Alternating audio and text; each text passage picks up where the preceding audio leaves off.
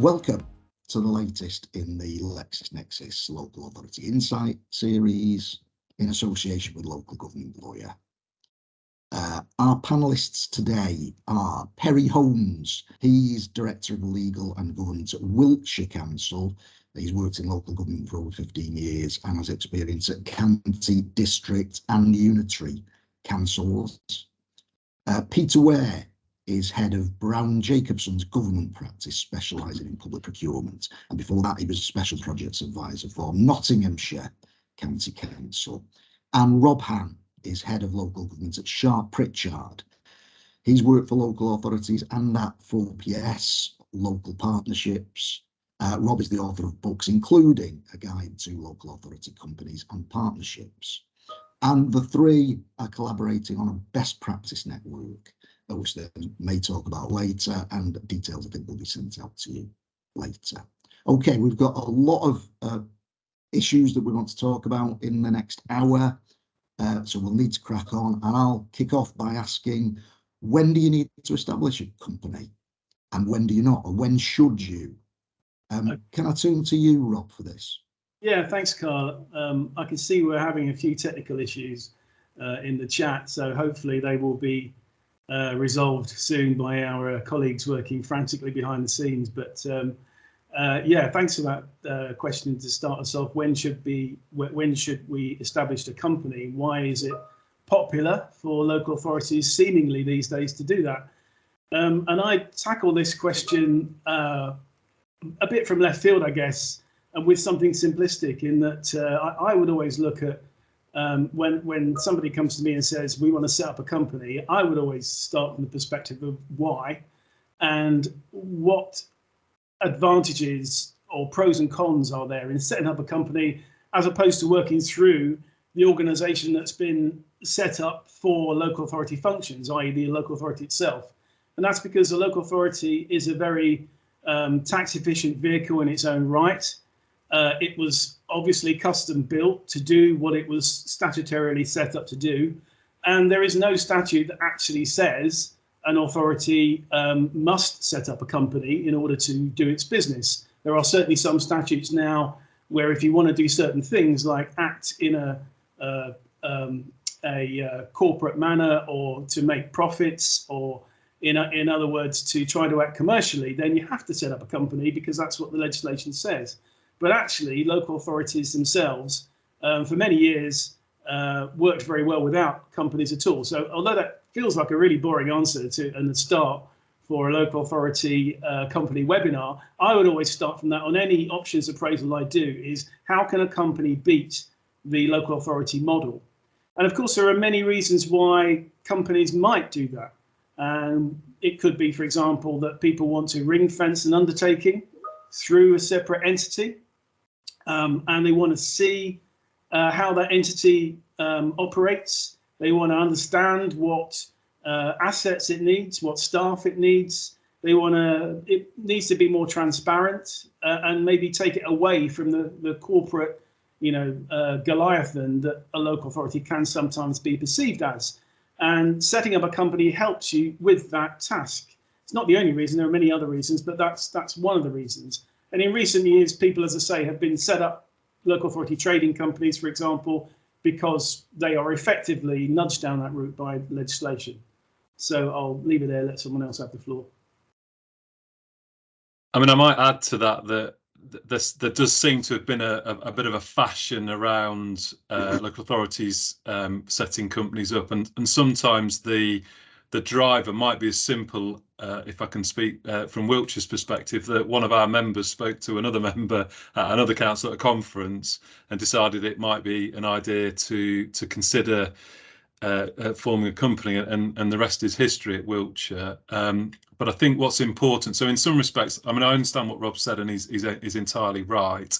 Sometimes there may be a political imperative here that members want to go down this route.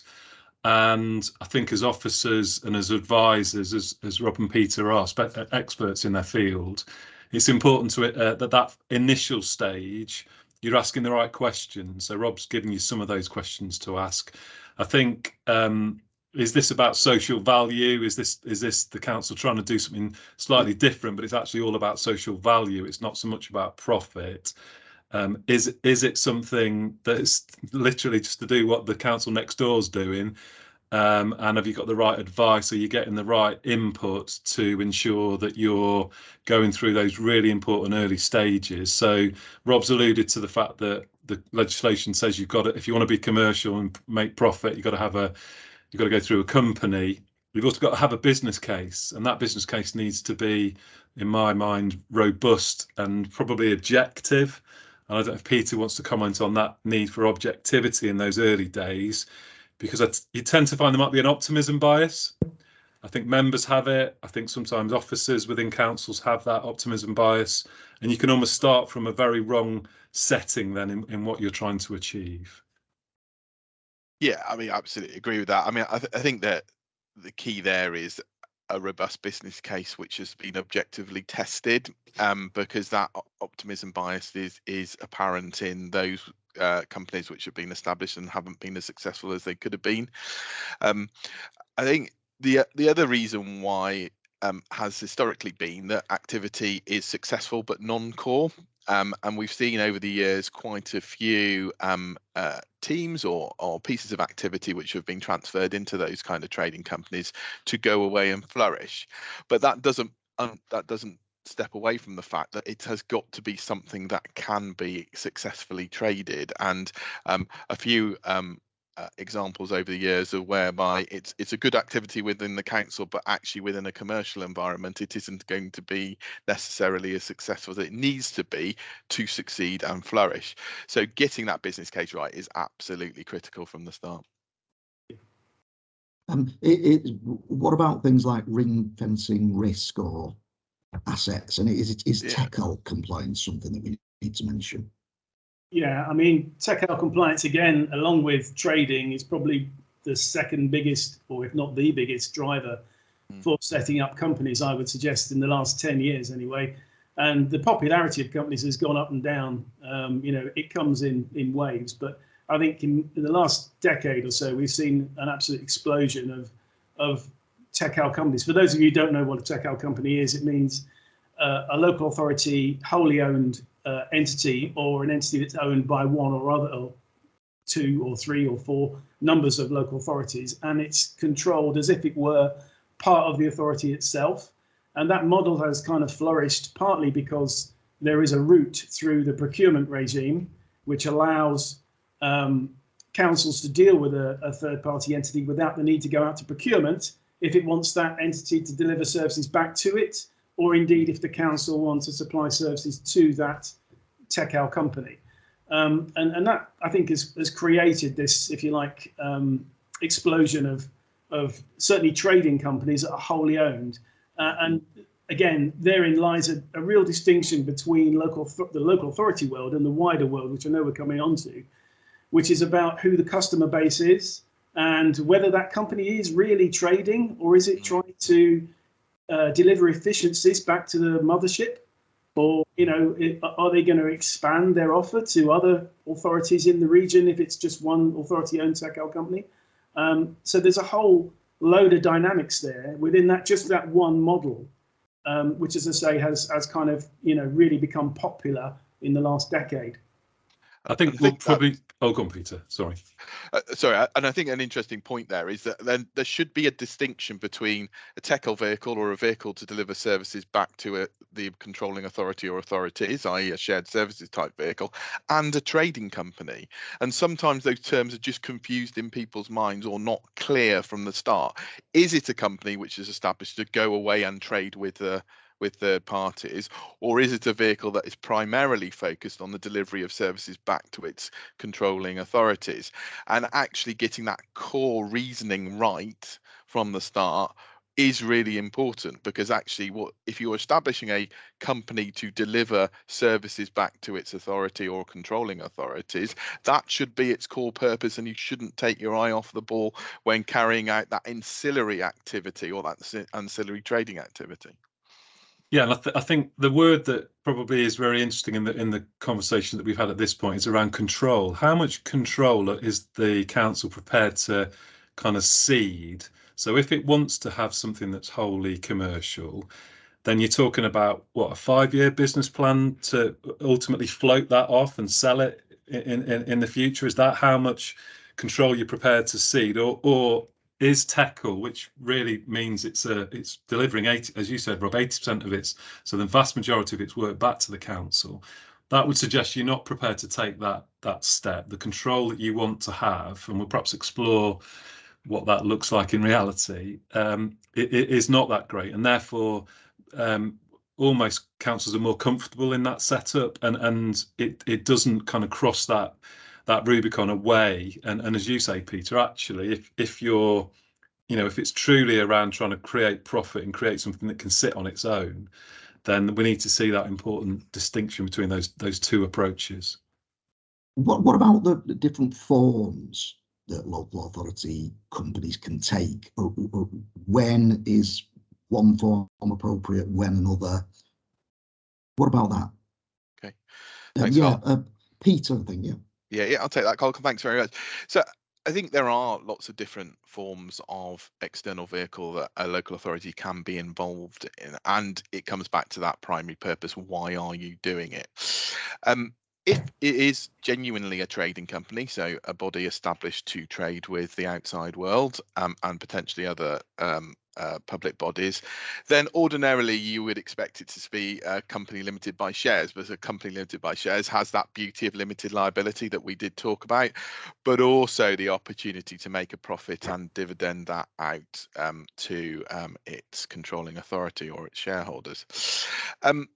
However, I guess if you are looking at that Teckle vehicle, and we do potentially need to come back to that in light of the new procurement bill, then a company limited by shares is often the vehicle that's utilised, because that isn't primarily a company designed to deliver profit. And indeed, delivering profit comes with the disbenefit, as Rob talked about, of corporation tax, which needs to be thought about. So therefore, actually, a company limited by guarantee might be the right vehicle, because you aren't necessarily designing it to deliver dividends back to the shareholders, in this instance the council. Less common are community benefit societies, which are formerly the industrial and provident societies that some of you might have been involved in. Those normally are membership clubs, but what we have seen in the past, that those are vehicles which have been established by local authorities to be social housing providers or registered providers.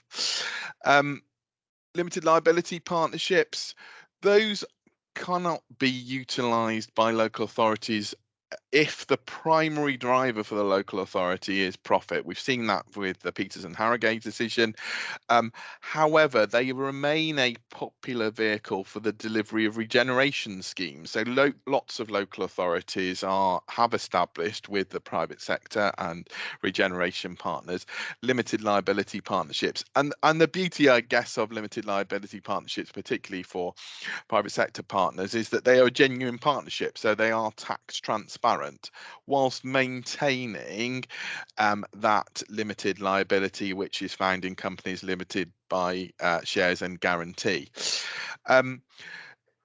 Finally, I guess it's worth just touching on very briefly trusts and charitable trusts. So they are a model in which there is local government involvement, but they tend to be something which is independent of local authorities, because the nature of Charity Commission regulation is that they do genuinely need to be independent. However, there are lots of charitable trusts, particularly within the leisure sector, delivering for local authorities, on behalf of local authorities, important parts of those functions that local authorities are involved in. But ultimately, there is a rich tapestry of different types of bodies which can be utilised by local authorities, but it comes back to that very first question we talked about, is why you're doing it.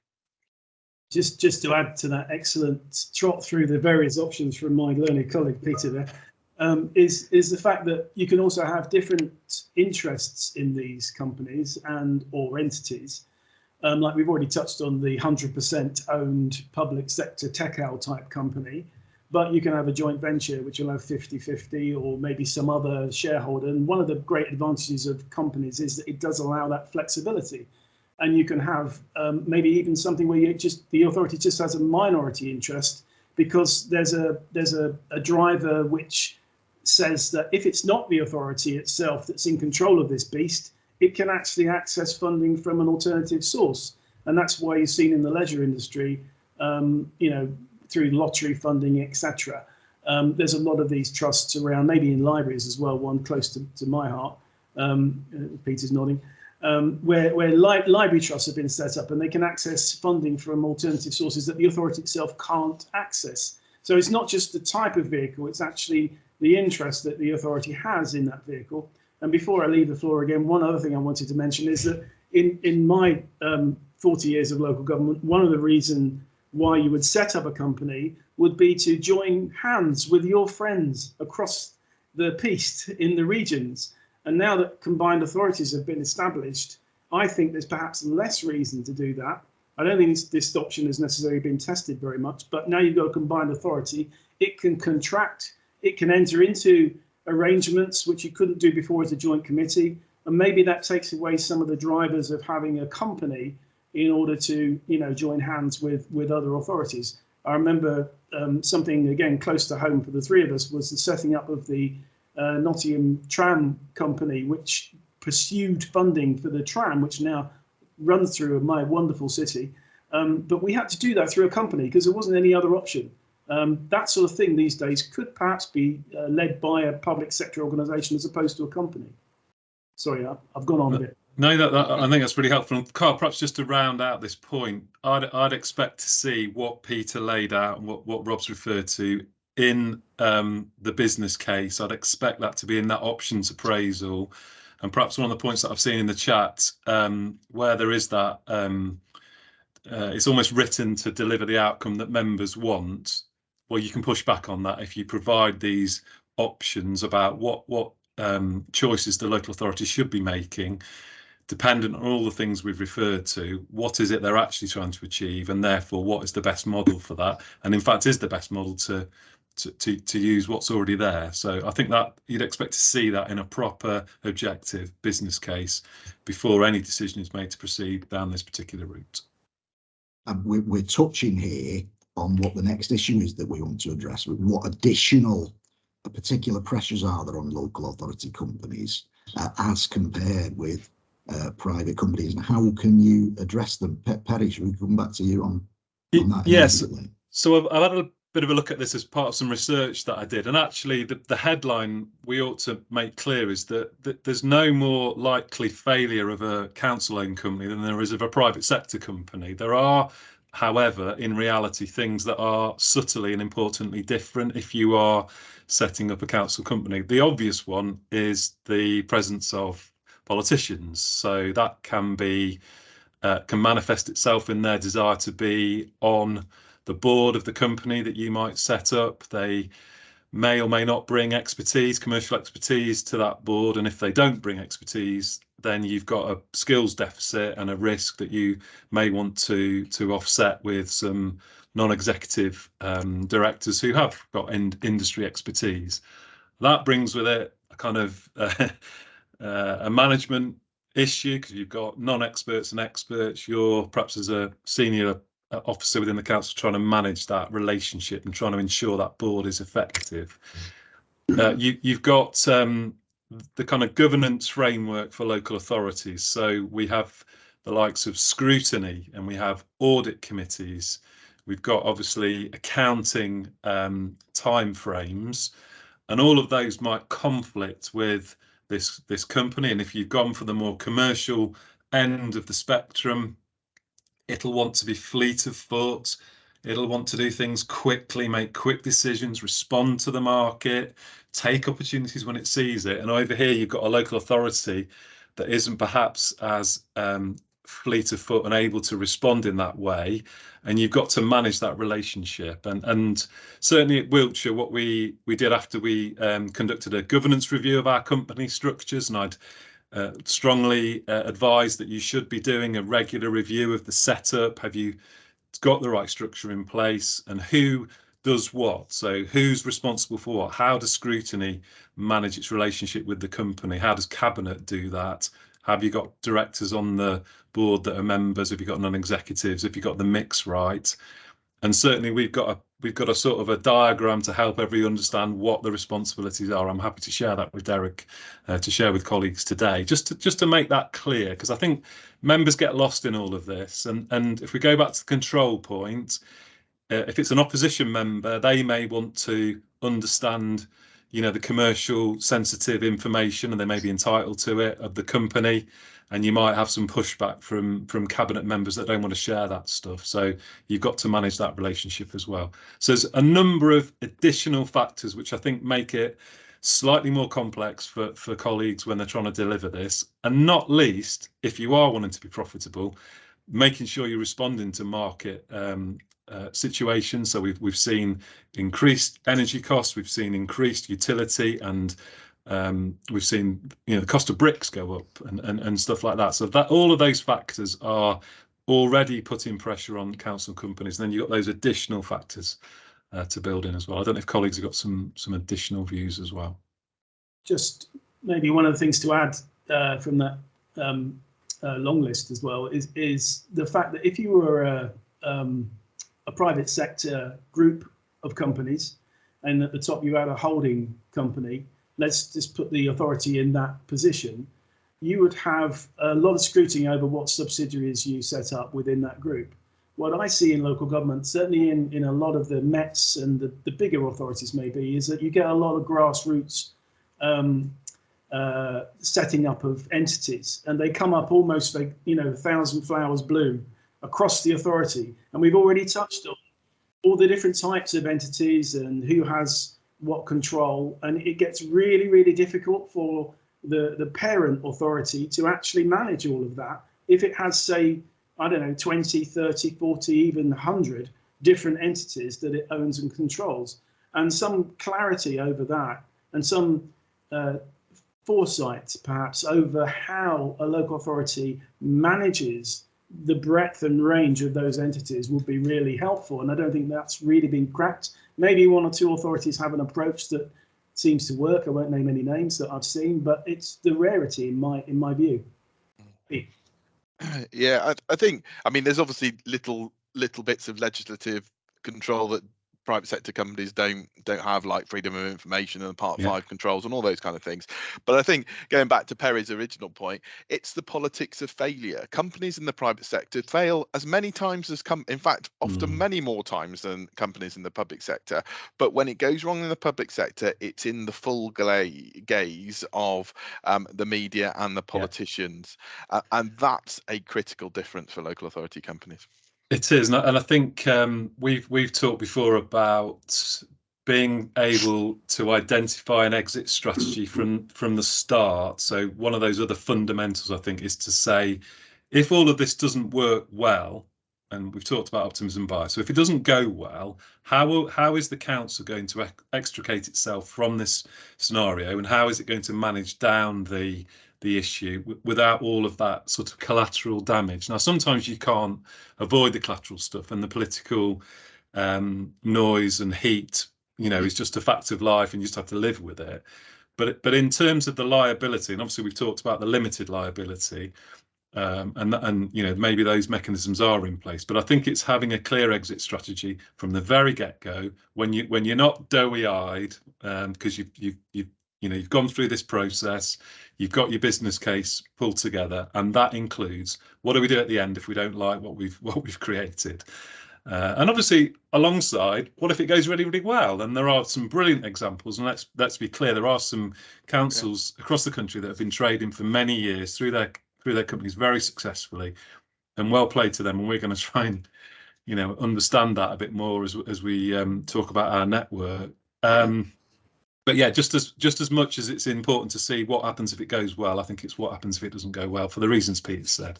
Because failure in a political environment can be catastrophic for senior members, and of course for colleagues like myself, senior officers who've given that advice and are part of the setup. Well, how do you know when things are going well or not going well? How do you evaluate the performance of a local authority company is the next issue we want to talk about. Rob, I think you're the person to come to first. Interesting question. And as I said earlier, that the interest in companies over the years has ebbed and flowed, and certainly the interest from central government into what local authorities are doing has ebbed and flowed in this area too. And we can go back to, I've been told I can't go back too far actually, but we've been told that, in the 1990s at least, there was a lot of focus around local authority companies because they did go bust during a recession. You know, they didn't meet the business case. Sorry, it's my phone. Turned it off. Yeah. Spinal tap moment there. Anyway, so they didn't get they didn't meet the business case, and they went bust. And then there was a lot of focus on powers, whether authorities could enter into companies, and then we go back to the present day where, you know, it's become it's become almost commonplace for councils at least to have one or two or five different companies. And as I say, the scrutiny element, I mean, I know I'm being recorded here. I never thought I'd say these words, but the Audit Commission played a real strong role on keeping local authorities on the straight and narrow, and being almost a bogeyman, really. You know, we couldn't do anything unless the Audit Commission were happy with it, or we would be worried about setting up a company if the Audit Commission, you know, came knocking. That kind of has, I don't think it's completely gone, but that kind of fear factor has gone for good and bad. But I think there's a bit of a vacuum there. I'm never one to say that we want more scrutiny and we want more control, but I think there is an issue about, as we've seen in the energy sector, councils suddenly realising that they are in for significant. It's not just energy. It's I could point to the leisure sector for example as well. You know, following COVID, where councils are having to take things back in-house and take on significant liabilities again that they hadn't necessarily really seen because there's a bit of a lack of transparency. So I think there is some lack of transparency. I think there is a lack of a watchdog. I'm not saying that we need one, but I think that all I'm pointing out is that it has changed significantly from the earlier days. I don't know whether you guys agree. I was going to say we had an interesting conversation recently with colleagues at Local Partnership about. So I suppose if you took the view, the subtle but important difference between a local authority company and a private sector company is it's public money that's being invested. You know, often as I say, with successful outcomes, delivering social value and profit. But does that then mean there should be some form of early warning sort of provision within your performance framework, whatever that looks like? Because the impact of failure then that we've seen in some recent examples is possibly over a longer period, and it impacts on a local community that was hoping to benefit from something. So I think there probably is a place for that. I've got a personal view based on the work that the research I was doing, that you definitely want performance management of any employees that are obviously within a council company. You'd expect that. I'm performance managed. I'd expect to see that framework in place for the company and for its employees. And I think there's a place for ensuring that the board is effective, whatever format your board takes. So with Wiltshire, we've set up a separate shareholder group away from the board itself, so members aren't going to be on the company board. So we've got that separation. But we also have talked about having an assessment of the effectiveness of the board and those people who are on the board, individual directors. Are they delivering against the business plan, but also against perhaps some specific targets for them? So I think there's a conversation to be had there about that kind of lower level, more granular performance as well, to ensure that you're not set up wrong and you're not failing to deliver really. I think you've got to remember that this is your company. So this is these are local authority companies, and therefore you should exercise a level of control and oversight and not just let it go away and do. But the important thing to remember is that actually you can't just rely on the Companies Act. You know, there aren't lots of controls for shareholders in the Companies Act. So you must establish these companies with the the correct controls and the correct rights to and access to information coming out of these companies, because actually there is this problem in relation to the confidentiality that directors owe when they are being directors of the company, and they can't just give information to shareholders. So one of the things to remember and to look at and to monitor within your companies that you own and establish is that level of access, and then using the levers, using those rights of access to information to ensure that you can spot things early and make sure that those early warning signs are seen. And I suppose I'd round it out by saying, so I would guess for local authority colleagues on the call that they're used to quarterly reporting of budgets, so pulling together stuff every 3 months to ensure that the council's budget is on track. That's not going to work in a company setting, I would argue. I'd say you need far more regular updates. If you're delivering a service within the community, so I'm thinking of the Essex Cares of this world, cash flow is important. Also, trends in the market, you've got to be following those, and you've got to be seeing that stuff early. So you're going to have a different reporting mechanism and a more frequent reporting mechanism to avoid missing stuff. Can you imagine you didn't see stuff for 12 weeks and all of a sudden, a pattern's emerged and you've not made a quick decision to respond to that? That's not going to work for a company. So yeah, I think there's something around that as well. I think there's I know we could probably get on to another question, but there is another issue which I think touches on things we're about to talk about, which is things like conflict of interests. And also what arrangements you're creating when you set up another entity. Sort of mentioned this earlier, that when you set up a company, even if it's wholly owned, you're setting up a whole new set of arrangements. So you've got a company, for example, which needs directing, it needs managing, but then there'll also be a contract, usually a major contract, if it's a TechL company anyway, going from the company back to the council, delivering a major service. And they can't be really managed by the same people. It'd be really difficult to do that. I mean, it can be, and I have seen it done, but it's the relationship and who does what. You've also got the shareholder element there. So making decisions and trying to make a decision on a matter that's reserved to shareholders needs another set of arrangements around it. And then if it's funded by the council, or if there are services going the other way, there are two other dynamics there. So what's not seen necessarily, anyone can set up a company, it takes it takes minutes, but actually thinking through the complexities of what you're doing, creating a new being, and how many interfaces there are just in that one model with that council is really complex and actually needs a lot of thought.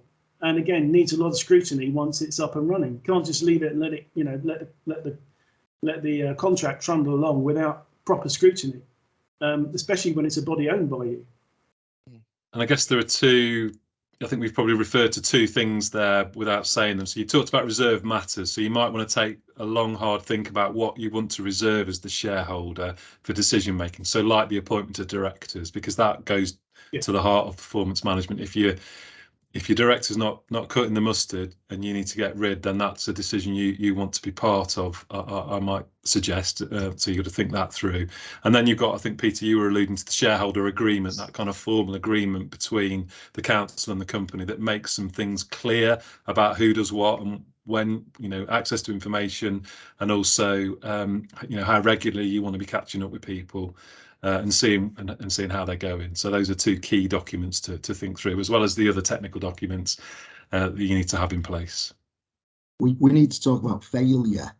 What are the factors that can cause local authority companies to fail? Who wants to start on that? Probably touched on a number of these already, but the business case is the classic, over optimism about how well this is going to run, and I can really understand that, because if you've got somebody who's facing a failing failing service area, but it can see a way forward, then the person championing that is going to be really positive about this brave new world of companies and is going to talk it up. But if you've got no external scrutiny going into that, no one questioning, say, the footfall in a major tourist attraction, for example, before you've established it, or how much a new service will generate income. If you've got nobody independently questioning that, then you could catch a cold later on. But it will lead to the establishment of that body, I think, because you've got it in there and you're kind of talking it up. Lack of sensitivity regarding council budgets and future budgets. Are you going to get the same amount of support from the council going forward for the running of this entity if we're in an area where you've got diminishing resources? Is that realistic? I did diversifying. The way of growing and succeeding in the private sector is just marketing and getting your product out there and telling everybody about it. But we kind of suffer from this in local government. We kind of shy away in our desks. We don't want to tell each other because we're worried about trading. We've got that we come from that inherent background where you're not shouting about your products. And I think some of that is about learning. Some of that is about having the right skills. Some of that is about developing the company as a separate entity and putting it out there if indeed it is that type of creature. So all of these can lead to failure because they're not thought through or because they're not managed as the entity develops. And it's a hard one. Also, you might have them run by the same people that were running the service that was kind of failing, and you're not adding in new blood. So there's another area there where it's kind of very close to what was there before. Same people, they're just working for a kind of slightly different organisation, but they're not bringing in new blood who maybe have these new skills, and that often is a problem. I'll stop talking. I'd say there's probably another couple of factors. Although I've made the point, and it's clear from the literature that there's no more likelihood of failure just because you're a council company. That political control piece, I think, can be one arm or two arms tied behind your back because it can overpower. So you might get a member director who wants to do a particular regen scheme and there is no profit in the scheme, but that wants the company to do that scheme. There's one example of where you may just be pushing pushing too hard really and avoiding the commercial realities. And I think just to pick up Rob's point, I can't see how once you've got past that initial startup stage, which might be 1 or 2 years, maybe 3 years of trading, I can't see how you can avoid having individual staff members in the company itself that are only there to work for the company who are not also council officers. Given the the huge loss of council and other public sector colleagues over the last 10 years or so, huge amounts of people have gone out of the sector. We're all working harder. You can't be expected to work hard in your day job and also deliver for a commercial entity. It is not possible to do that. And I think capacity and focus that's needed to make companies successful means you need individuals in that role. And I've got a view that can start kind of mid-range. It doesn't have to be a CEO from the get-go, but at some point you do want a chief executive probably to make the thing purr and to make sure it is firing on all cylinders. So that gradual increase of capacity within the business, I think, is also potentially a failure point if you're not doing that. And I think we've danced around the point a little, but conflict of interest is an incredibly difficult thing for local authority companies to navigate. When you become a director of a company, you owe a duty to that company and a duty to avoid conflicts of interest. And if you have people in the same role in the local authority who are both the client and a director of that provider of services, then there is a natural conflict of interest. And how does that actually square itself, both from a legislative point of view? How do you deal with the duties point under the Companies Act and the various duties as a employee or a member of a council? But practically speaking, actually, how are you going to make a decision about the funding of a company when you know that that company may fail as a result of it. We've got a couple of examples where companies were established and within the first year their support was cut off by their establishing local authority. Actually, that is a really difficult thing to navigate and must be carefully thought about when you're establishing a company. And then that final point in relation to who the directors should be when you're establishing it, because I've noticed that as a question in the chat. Actually making sure that they have the right level of seniority within the organisation that are appointing them is really important. Is it fair on directors if you appoint a middle manager and the leader of the council? You know, will they feel able to properly exercise their duties as a director when they are sitting next to the leader or the chief executive of the company? Because on a company basis, they will be on exactly the same level and they will owe exactly the same duties to the company to exercise all of those obligations. So that is something which must be thought about when you're making the appointments. Can I ask about governance, because that's a point we need to go into, the relationship with the council specifically, how to manage and address that. Yeah. So I think again, we've touched on it in the past, but it is really important for the council to understand the various roles that are in a company. There is a shareholder role, there is a director role, there is a management role, there's an executive director and a non-executive director role potentially, and understanding that and which hat you are wearing at each individual time is really important. But if you're establishing a family company, you can be a shareholder and a director and you can do all of those things, but even in that situation you will have different times when you are exercising different roles. One thing which you do see is that actually we'll establish a company or establish a separate body and that will be delivering those services which have historically been delivered by the council. The problem with doing that and transferring all of that activity is that the institutional knowledge and the institutional memory of the council is completely lost. That is taken into that external body to then deliver it. How can the council effectively police the delivery of those services and the activity which is carried out by the company if all of the knowledge, all of the experience, all of the understanding is now in the company or in that external body? And I think not enough time is spent on understanding what that client side is going to look like, because you can only effectively manage and ensure that things aren't going wrong if you understand what they're doing. And I think that is really important. And then I guess finally on this point is my view, and Rob touched on it, is there is a real need to try and treat it on an arm's length basis. You must have proper contracts in place. You know, the things that have gone wrong often have gone wrong because they haven't been properly documented and the roles and responsibilities aren't fully understood. You must go into a contractual or even a commercial relationship understanding what you're supposed to do. It's not good enough to have a shared understanding, because that's where things go wrong. So making sure you understand what that company is going to do for you, but also what you're going to do for the company. We've gone through lots of experiences where trying to understand what are the services that are going to be provided to the local authority company just can't be properly documented, because those internal teams have only ever provided internal services to their internal organisation. Actually, when you have to try and provide it to an external organisation, particularly if you've got mammoth internal IT systems which don't really work for external bodies, is really hard. And going through that pain at an early stage of establishing the company or the external body is really important, because you need to be honest with yourself.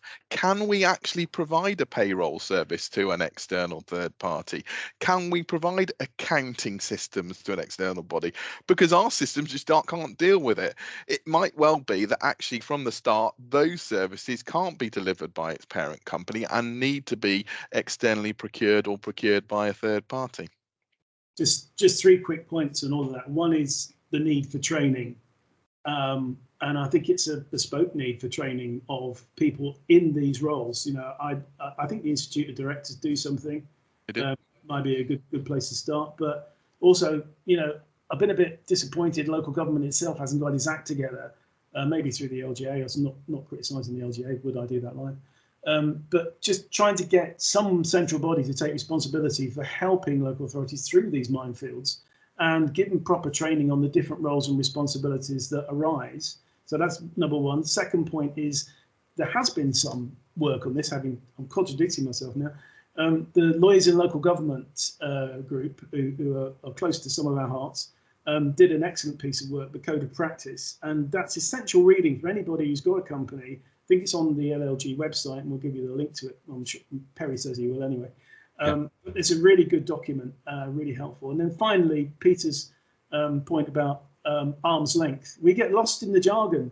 You know, we talk about controlled companies, but it is really important to treat even a controlled company as a kind of arm's length body, so that you have that scrutiny, so that you have that ability to hold it to account, and that there isn't this you know, unholy alliance going on sometimes that we do see. Anyway, I'll stop there. No, and I'd add to the LLG guide. We'll make sure you've got the link to that. The other useful document, and there are many more that we could probably share with you, is some work that local partnerships did. I want to tell you in 2021, just on how to do a governance review. Fantastic piece of work. Gives you a kind of an easy to follow guide about what you should be considering. And if you've not done any review of your company setup, if you've got that set up already, then I'd advise that that's a sensible step to take, you know, every 3 or 4 years, you know, to ensure you're in the right place. And that's a really helpful guide. I think SIPFA have also done some work in that space, so we'll perhaps give you the link to that guide as well. But I suppose just to round out, actually in the commercial sector, governance just means the mechanisms to make the company profitable and give profit back to the shareholder. I think in a local authority setting, for the reasons that I set out earlier, it's got that slightly broader meaning. So there's what's the oversight of the scrutiny function and what's the oversight of your audit committee.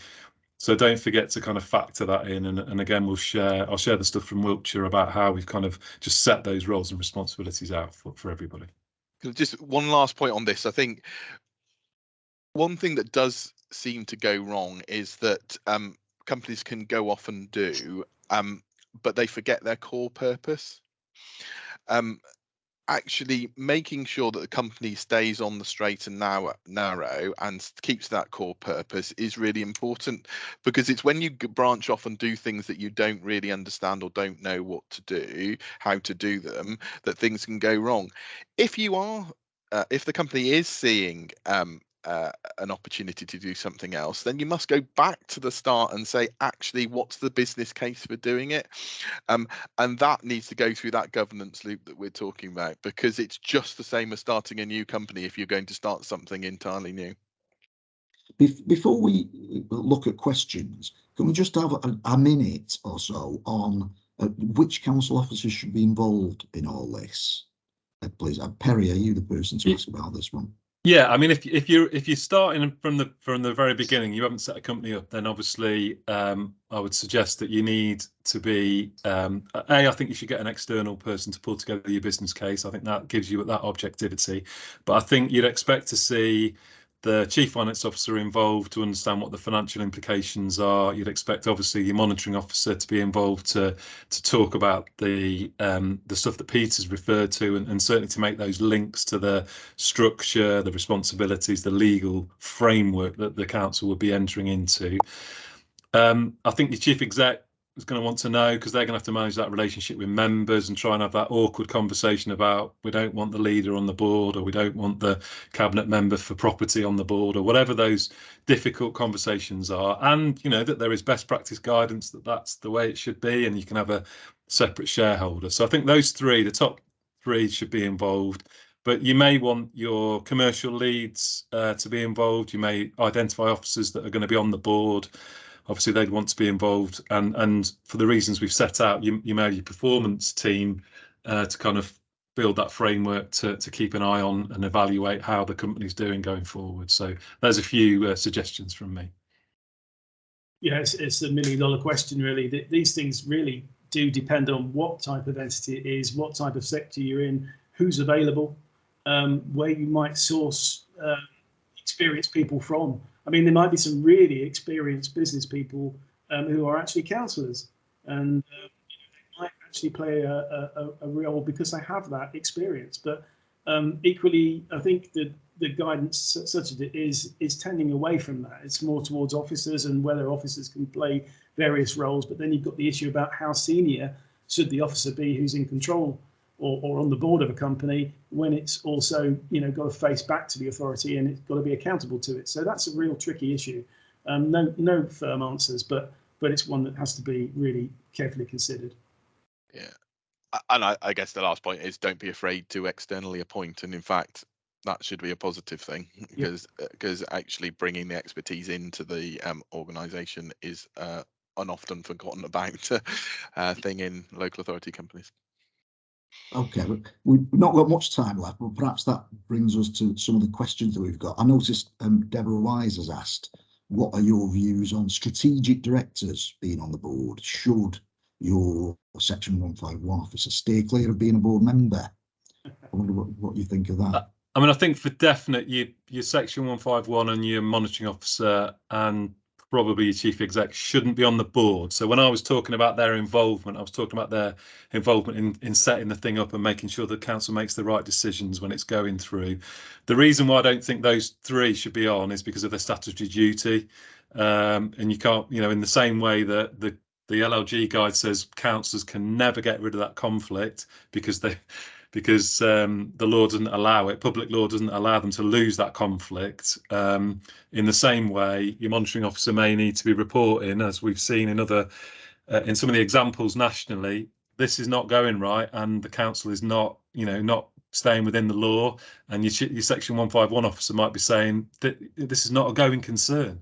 There's no version of this being a going concern, this company. So I wouldn't have them on the board. Strategic directors, senior leaders within the council that are, maybe responsible for place or for the physical infrastructure of the local authority. I'm be persuaded about that, because that way you've got, to use the phrase, an adult in the room on the board who's able to feed that stuff back. But for the reasons Peter said, they may be in conflict. They may be wanting to do a project because they want to do that for the council, which the company should be saying, no, we're not doing that. I'd agree with all of that, except I have seen many examples of Section 151 officers and others actually playing a very prominent part in those companies because they see it as part of their role. They see it as part of the kind of oversight role. And I agree, whether it's sensible or not is another thing. I have seen on the chat people are asking about deputy 151 officers or similar, and maybe because, as I say, you've got, especially when you start off something, you've got to keep a very close control over what it's doing, and you've got to keep a very careful eye on how it's spending its money, etc. But I agree, they've got the same duties, so the same issues arise. So don't crucify me for it, but probably better than the actual Section 151 officer itself. What do you think? I think the point is have the right skills on the board. That's the really important thing. And I think for all of the reasons that Perry and talked about, actually having those statutory officers on the board is difficult. Notwithstanding, I agree with Rob, I've seen it a lot. But I think if you do have those statutory officers on the board, then having a clear conflict of interest policy and how that is going to be dealt with by the company is going to be very important.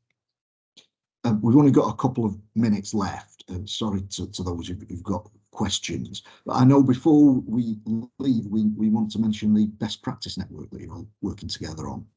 Yeah, so as you can see, we quite enjoy this subject, and as a result of a discussion a while back, we have set up the snappily titled Council Companies Best Practice and Innovation Network. The three of us are working on it, so Peter from Brown Jacobson, obviously Rob from Sharp Pritchard, myself from Wiltshire. We've also got support from Canterbury Christ Church University, and one of the features of the network is the idea of innovation and bringing cutting edge thinking to the ways companies can work. We've got support from local partnerships, which we're really grateful for, and we've got links into the LGA, Lawyers in Local Government, and SIPA. It's a free to join network. We're going to hold 4 meetings a year online. The next one is going to be on the 22nd of March, and we'll make sure there's lots of comms about that. But the subject that we've talked about today, if you like what you've seen, if you think you want to play a part in that, we welcome you to be part of it. We intend to give the views of not just lawyers, but also chief finance officers, those involved in the companies, and, as I say, academics, to give that broad oversight of how we might make this better. Part of the research I did spotted there wasn't really a network in place for this conversation to occur, so we've made it, and we hope it's beneficial. Just say as well that we won't be ignoring your comments online. It's very hard to see them all and talk sensibly, or even not sensibly, at the same time as comments are being made. So I think Peter and Perry and I will make a commitment to get to as many of your comments as possible and respond. And I'll leave all the difficult ones to Peter, of course, and I'll answer the easy. Perry and I will answer the other ones. So. Well, he's in the legal 500, so what more do you want, you know? Okay. Thanks, Thank you. It's coming up to 1 o'clock.